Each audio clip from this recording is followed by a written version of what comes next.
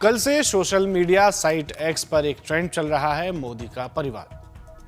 आपने नहीं देखा तो आपको बता देते हैं। आरजेडी चीफ लालू यादव ने प्रधानमंत्री नरेंद्र मोदी पर निजी टिप्पणी करते हुए उनके परिवार को लेकर निशाना साधा था, जिसे बीजेपी ने अभद्र बताते हुए कहा कि पूरा देश ही पीएम का परिवार है।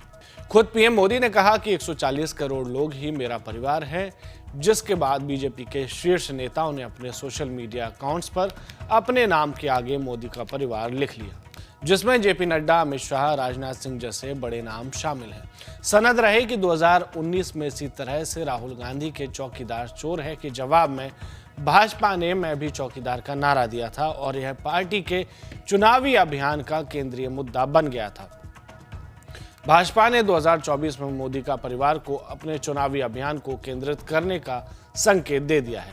खुद प्रधानमंत्री मोदी ने कहा कि आज पूरा देश खुद को मोदी का परिवार बता रहा है। दरअसल रविवार को पटना की रैली में आरजेडी नेता लालू प्रसाद यादव ने परिवार पर आधारित पार्टियों का बचाव करते हुए प्रधानमंत्री के परिवारवाद पर हमले को उनका कोई परिवार नहीं होने से जोड़ दिया था। राहुल गांधी, अखिलेश यादव जैसे बड़े विपक्षी नेताओं की उपस्थिति में लालू यादव के इस बयान पर तीखी प्रतिक्रिया देते हुए पार्टी के राष्ट्रीय प्रवक्ता सुधांशु त्रिवेदी ने कहा कि मोदी देश के 140 करोड़ लोगों को अपना परिवार मानते हैं और दिन रात उनके लिए काम करते हैं। वहीं विपक्षी दलों के नेता देश के बजाय सिर्फ अपने परिवार के सदस्यों को प्रधानमंत्री और मुख्यमंत्री बनाने की जुगत में लगे हैं। इसको लेकर एनडीए के सहयोगी दल के नेता रामदास अठावले ने कल बयान दिया था, जिसे आपको सुनना चाहिए। कैसे देखते हैं? मुझे लगता है कि जिस तरह बीजेपी के जो सभी नेता है, कार्यकर्ता है, वो नरेंद्र मोदी जी के नेतृत्व में आगे बढ़ रहे हैं। नरेंद्र मोदी जी के नेतृत्व में देश का विकास हो रहा है। नरेंद्र मोदी जी के नेतृत्व में उनका नेतृत्व हर एक कार्यकर्ता का मजबूत हो रहा है। इसीलिए बीजेपी का परिवार तो है ही है, लेकिन मोदी जी का परिवार ऐसा कुछ सोशल मीडिया में दिया होगा तो इसमें कोई गैर नहीं है। जैसे हम मोदी सरकार में काम करते हैं तो मुझे अगर कोई पूछा जाए तो मैं यही बोलूंगा कि मैं मोदी सरकार में काम करता हूं। इसलिए मोदी का परिवार उन्होंने अगर अपने अपने मन से लगाया होगा तो उसमें कोई गलत बात नहीं है। मोदी का परिवार ही बीजेपी का परिवार है, बीजेपी का परिवार ही एनडीए का परिवार है और एनडीए का परिवार ही देश का परिवार है। तो इसीलिए मुझे लगता है कि अच्छी बात है कि सोशल मीडिया पर कुछ मोदी के समर्थकों ने मोदी परिवार का नाम दिया है, तो एक अच्छी बात है। सर, आप भी इस परिवार का हिस्सा हैं, तो क्या आप भी अपने सोशल मीडिया पे चेंज करेंगे? नहीं, मैं तो यही कहूंगा कि मोदी सरकार का परिवार मतलब मोदी जी का परिवार तो मतलब मेरी पार्टी अलग पार्टी है, मेरी party Republican party of India है।